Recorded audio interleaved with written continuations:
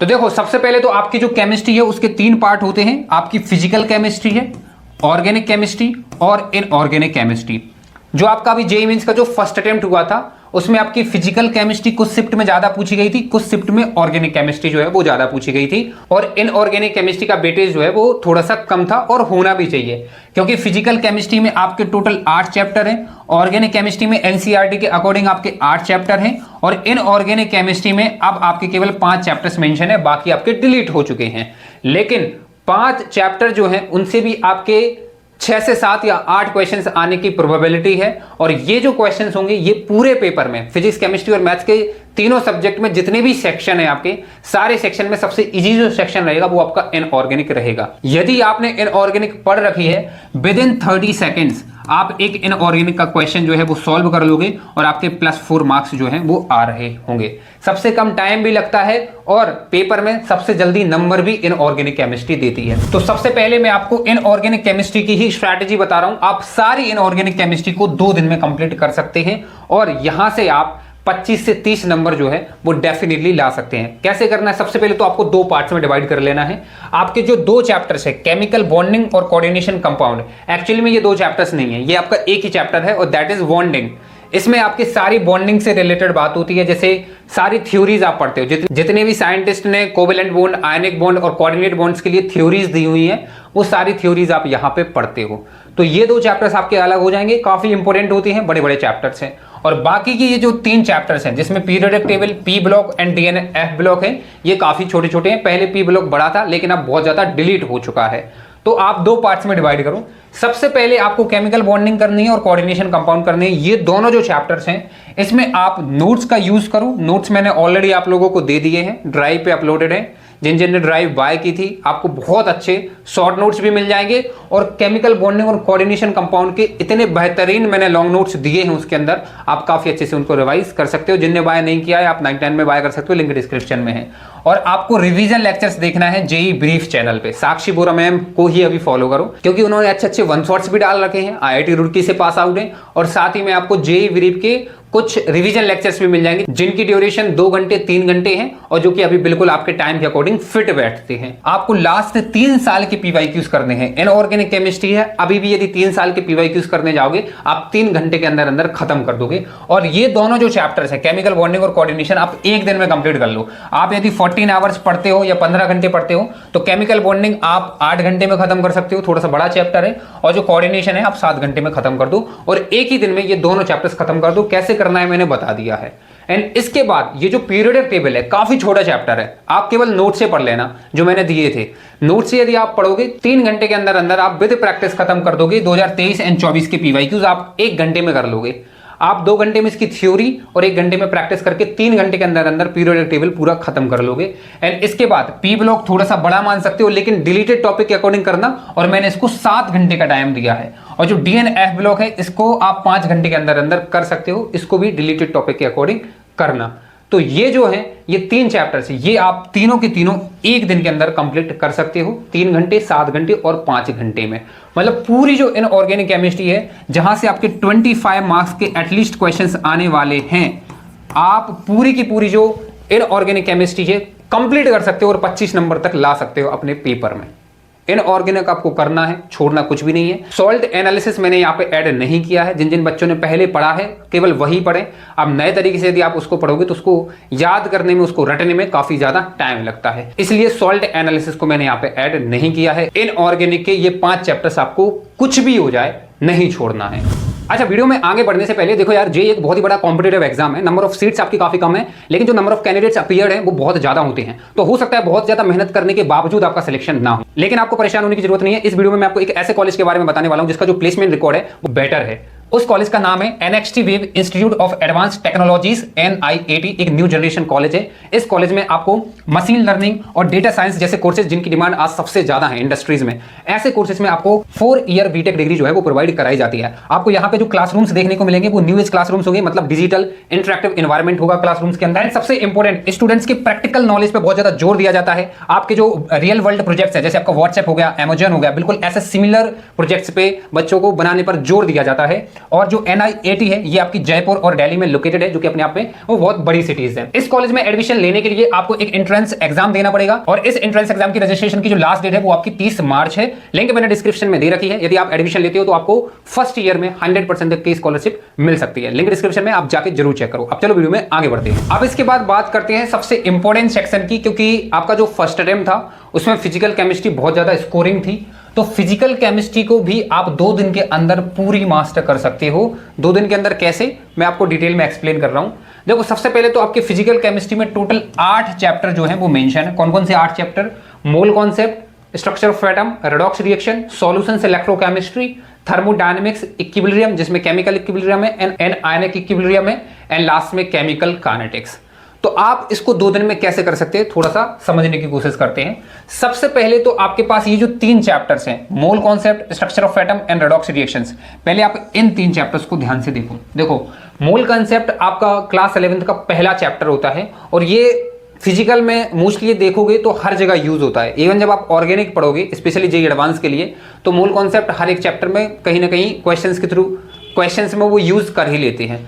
तो mole concept 9th में भी पढ़ते हैं, फंडामेंटल होता है। Mole concept most of the बच्चों को आता है। तो मतलब ये जो पहला चैप्टर है ये आप 5 घंटे के अंदर अंदर पूरा कर सकते हो विद प्रैक्टिस में आपको कैसे करना है वो अभी मैं आपको बताऊंगा। एंड इसके बाद जो स्ट्रक्चर ऑफ एटम होता है, देखो ये केमिस्ट्री में भी है और मॉडर्न फिजिक्स में भी आप एटम्स पढ़ते हो तो कॉमन है। और ये आपका केमिस्ट्री का 2nd चैप्टर होता है 11th का। बहुत बार इसको रिवाइज कर लेते हैं बच्चे और स्ट्रक्चर ऑफ एटम भी सबका स्ट्रॉन्ग होता है। इसके बावजूद आप स्ट्रक्चर ऑफ एटम को 7 घंटे तक का टाइम दे सकते हो और 7 घंटे में विद प्रैक्टिस आपका स्ट्रक्चर ऑफ एटम अच्छा हो जाएगा। एंड इसके बाद यदि मैं रेडॉक्स रिएक्शन की बात करूं तो रेडॉक्स रिएक्शन में देखो 3 पार्ट्स होते हैं। सबसे पहले तो आप ऑक्सीडेशन स्टेट फाइंड आउट करना निकालते हो, फिर आप रिएक्शन बैलेंसिंग करते हो जिसमें 2 मेथड होती है, एंड इसके बाद आप इक्विवेलेंट कॉन्सेप्ट पढ़ते हो। यदि इक्विवेलेंट कॉन्सेप्ट आपको बेसिक लेवल पे आता है तो आप उसको वहीं पॉज कर सकते हो। मैंने इसमें रिएक्शन बैलेंसिंग पे क्वेश्चन आते हैं, तो मेरे हिसाब से रेडॉक्स भी काफी छोटा है और 3 घंटे के अंदर अंदर आप ये कर सकते हो। तो मतलब mole concept, structure of atom and redox, ये तीनों चैप्टर्स आप 1 दिन में कंप्लीट कर सकते हो। कैसे करना है अभी मैं आपको आगे बताऊंगा। वीडियो को स्किप मत करना वरना रिग्रेट करोगे। ध्यान से सुनना, क्योंकि केमिस्ट्री सच में स्कोरिंग है। आप पढ़ सकते हो, अपने आप पे बिलीव रखो, कॉन्फिडेंस रखो। मैं आपको बता रहा हूं आप बिल्कुल कर सकते हो। मैंने खुद स्कोर किया है, मैं आपको बता रहा हूं आप कर सकते हो, ट्रस्ट मी। सबसे पहले तो ये 3 चैप्टर्स आपके 1 दिन में हो जाएंगे। मैंने आपको बताया आप कैसे कर सकते हो। तीनों चैप्टर्स पहले भी आपने पढ़ रखे होंगे। आप इन 3 चैप्टर्स को 1 दिन में रिवाइज कर लो। इसके बाद आप ध्यान से सुनो, जो आपका अभी फर्स्ट अटेम्प्ट हुआ था इसमें आपका जो सॉल्यूशंस चैप्टर है ये भी काफी ज्यादा स्कोरिंग था और जो इलेक्ट्रोकेमिस्ट्री था ये भी काफी स्कोरिंग चैप्टर था। और ये पिछले सालों में भी इलेक्ट्रोकेमिस्ट्री काफी ज्यादा स्कोरिंग रहा है। और इलेक्ट्रोकेमिस्ट्री आपको एनसीईआरटी से भी पढ़ना चाहिए, सॉल्यूशंस भी आपको थोड़ा थोड़ा एनसीईआरटी से पढ़ना चाहिए, क्योंकि यहां से थ्योरेटिकल क्वेश्चंस भी आ जाते हैं। तो आपको क्या करना है, सॉल्यूशंस एंड इलेक्ट्रोकेमिस्ट्री को आपको दोनों चैप्टर्स को आपको 1 दिन में कंप्लीट कर लेना है। 1 दिन में आपको कंप्लीट कर लेना है। इलेक्ट्रोकेमिस्ट्री को आप 8 घंटे दे सकते हो, सॉल्यूशंस को आप 6 से 7 घंटे दे सकते हो।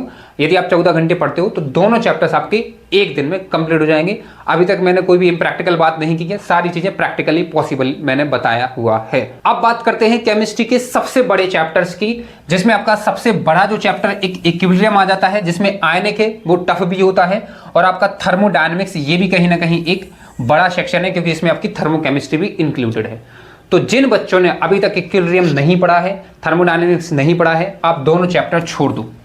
बिल्कुल आप ब्लाइंडली दोनों चैप्टर्स छोड़ सकते हो, क्योंकि ये बड़े चैप्टर्स हैं, अब इनकी प्रिपरेशन नहीं की जा सकती। आप केवल ये 2 और 3 5 चैप्टर्स ही कर लो, आप काफी अच्छा स्कोर कर लोगे फिजिकल केमिस्ट्री में। बट यस, जिन्होंने थोड़ा बहुत कर रखा है और जिनके पास टाइम है, जिन्होंने ये चैप्टर्स कर रखे हैं, आप एक काम कर सकते हो, आप इक्विलिब्रियम में केवल केमिकल इक्विलिब्रियम कर लो, बहुत जल्दी हो जाएगा। 2 से 3 घंटे में केमिकल इक्विलिब्रियम हो जाएगा। आयनिक छोड़ दो, और आप थर्मोडायनेमिक्स में आप थर्मोकेमिस्ट्री छोड़ दो। थर्मोकेमिस्ट्री यदि आपको छोड़ना है, क्यों? क्योंकि जो हीट वाला और जो वर्क वाला जो पोर्शन है वो आपका फिजिक्स में भी कॉमन है, केमिस्ट्री में भी कॉमन है। तो थर्मोकेमिस्ट्री वाला पार्ट नहीं है फिजिक्स में, लेकिन जो हीट वाला जो वर्क वाला है वो आपका फिजिक्स में भी कॉमन है। तो यदि आपने ये चैप्टर्स कर रखे हैं तो आप थर्मोडायनेमिक्स में थर्मोकेमिस्ट्री को छोड़ के बाकी जो हीट एंड वर्क वाला जो आपकी एडियाबैटिक आइसोबारिक प्रोसेसेस हैं उसमें वर्क निकालते हैं, वो आप कर सकते हो, वो पोर्शन आप कर सकते हो। और केमिकल काइनेटिक्स का आप फर्स्ट ऑर्डर कंप्लीट कर लो, क्योंकि फर्स्ट ऑर्डर से आपके मोस्ट ऑफ द क्वेश्चन जो है वो आ रहे होंगे। तो देखो ये जो 3 चैप्टर्स हैं ये आपके 1 दिन में कंप्लीट हो जाएंगे। इसके बाद सॉल्यूशंस और इलेक्ट्रोकेमिस्ट्री दोनों चैप्टर्स आपके 1 दिन में कंप्लीट हो जाएंगे। और जिन जिन बच्चों ने कुछ चैप्टर्स यहाँ पे कर रखे हैं तो वो यहाँ से केमिकल इक्विलिब्रियम, यहाँ से हीट एंड वर्क वाला पोर्शन और ये फर्स्ट ऑर्डर जो है वो और एक दिन में कंप्लीट कर सकते हैं। तो यदि आपका पेपर 7 तारीख को 8 तारीख को है तो आप 2 दिन की जगह 3 दिन दे देना और पूरी जो फिजिकल केमिस्ट्री है वो आप कर सकते हो। प्रैक्टिकली मैंने बताया है। अब बात करते हैं कि इनको करना कैसे है। तो सबसे पहले तो नोट्स का यूज करना है और रिवीजन लेक्चर्स का यूज करना है। नोट्स और रिवीजन लेक्चर से आपको थ्योरी जल्दी से फिजिकल केमिस्ट्री की समझ लेना है। नोट्स मैंने आपको बता दिए आपको कहां से मिलेंगे। एंड इसके बाद आते हैं सबसे इंपॉर्टेंट सेक्शन की। देखो जो फिजिकल केमिस्ट्री है इसमें आपके जो क्वेश्चंस बनेंगे वो most of the standard method पे बेस्ड होते हैं और फॉर्मूला इसमें अप्लाई हो रहा होता है। तो यदि आप सॉल्व एग्जाम्पल देखोगे तो आपको क्वेश्चंस अप्रोच करना जो है वो समझ में आ जाएगा। तो सॉल्व एग्जाम्पल के मैं आपको 3 सोर्स बता दे रहा हूं। सबसे पहले तो हर एक बच्चे के पास मॉड्यूल्स तो होंगे ही होंगे। यदि आप ऑनलाइन हो ऑफलाइन हो तो आपके पास मॉड्यूल्स होंगे। मॉड्यूल्स में आपको हर एक चैप्टर के सॉल्व एग्जाम्पल मिल जाएंगे। तो आप 40 से 50 सॉल्व एग्जाम्पल लगा सकते हो 2 घंटे के अंदर अंदर। एंड इसके बाद यदि आपके पास मॉड्यूल्स नहीं है तो आप बुक को भी फॉलो कर सकते हो। मैंने टेलीग्राम पे आरसी मुखर्जी दी थी, उसमें काफी अच्छे सॉल्व एग्जाम्पल है। तो आप टेलीग्राम पे जाके अभी भी वो उसकी पीडीएफ है, आप वो देख सकते हो। या फिर सबसे अच्छा जो तरीका है, सबसे बेस्ट जो तरीका है वो ये है कि देखो अब आपके पास इतना टाइम तो है नहीं कि आप सारे पीवाईक्यू सॉल्व कर पाओ 5 से 6 साल के। आपके पास केवल इतना टाइम है कि आप फिजिकल केमिस्ट्री में केवल 2024 के पीवाईक्यूज आप खुद से सॉल्व कर पाओ। लेकिन बाकी के जो 2023 के पीवाईक्यूज हैं और जो 2024 के जो पीवाईक्यूज हैं आप उनको एज अ सॉल्व एग्जाम्पल कर लो, क्योंकि टाइम नहीं है आपके पास। तो मतलब 23 और 24 के जब आप क्वेश्चंस करोगे तो आप एक बार क्वेश्चन पढ़ो एंड उसके बाद आप उसका सॉल्यूशन देखो और समझो कि कौन सी मेथड अप्लाई हो रही है। तो 23 और 24 के एज अ सॉल्व एग्जाम्पल कर लो, ये आपके 2 से 3 घंटे में ये काम हो जाएगा। और इसके बाद 2024 के आप खुद से सॉल्व कर लो, ये बेस्ट तरीका है, क्योंकि टाइम आपके पास इतना है नहीं कि आप 3 साल के खुद से सॉल्व कर पाओ। तो आप 2 साल के एज अ सॉल्व एग्जाम्पल कर लो एंड 2024 के आप खुद से कर लेना। जो 2025 वाले पीवाईक्यूज थे उनको एज अ टेस्ट दे देना। मैं लिख के दे सकता हूं कि आपकी जो फिजिकल केमिस्ट्री है वो काफी अच्छी हो जाएगी। सारी चीजें प्रैक्टिकली अभी मैंने बताई हैं। अब बात करते हैं ऑर्गेनिक केमिस्ट्री की। तो देखो आपकी जो ऑर्गेनिक केमिस्ट्री है इसमें आपको 4 दिन का टाइम देना है, क्योंकि ऑर्गेनिक केमिस्ट्री का बड़ा पोर्शन है। इसमें आपके 8 चैप्टर है, आपको टाइम लगेगा। अब देखो सबसे पहले बेसिक्स की मैं बात करूं तो आपका जो जनरल ऑर्गेनिक केमिस्ट्री है, आइसोमेरिज्म और जो रिएक्शन मैकेनिज्म है, ये आपको तीनों चैप्टर एक दिन में कंप्लीट करने हैं। और प्रैक्टिकली मैं बात कर रहा हूं कैसे। देखो आइसोमेरिज्म जो है इसमें आप साक्षी बोरा मैम का सिर्फ 1 शॉट देख लेना और केवल थ्योरी पढ़ लो, जिससे आगे यूज होगी तो वो थ्योरी काम आ जाएगी। और रिएक्शन मैकेनिज्म में भी आप केवल थ्योरी पढ़ लो, केवल आप थ्योरी कर लो, आपको प्रैक्टिस करने की जरूरत नहीं है, केवल आप थ्योरी पढ़ लो, बस आपको थ्योरी पढ़ना है।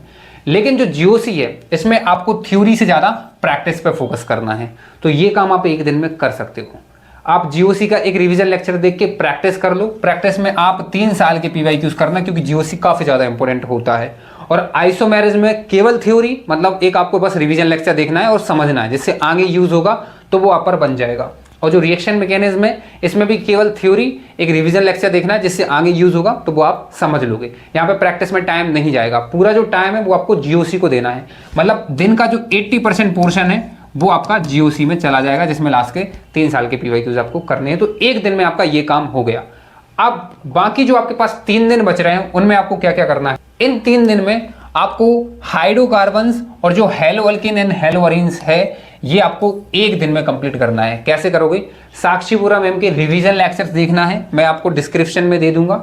एंड इसके बाद सामने आपको एनसीईआरटी भी रखना है। देखो जब आप साक्षी मैम का जब आप 1 शॉट देखोगे तो सामने एनसीईआरटी रखो, एक पेन लो, लेक्चर चलता जाएगा, फिर उसको पॉज करो, फिर एनसीईआरटी में जाओ, उसको पढ़ो और जल्दी से अंडरलाइन कर लो। नोट्स मैंने दे दिए, नोट्स आपको नहीं बनाने हैं। जिन जिन बच्चों ने नोट्स बाय नहीं किए, सिर्फ 99 मैंने प्राइस रखा है, जरूर बाय कर लो। क्योंकि जब आप उसको बाय करोगे ना तो आपको केवल नोट्स नहीं मिलेंगे, आपको ऑर्गेनिक केमिस्ट्री में सारे रिएजेंट्स के करस्पॉन्डिंग जो एक 1 शॉट डला हुआ है वो भी मैं आपको दे दूंगा।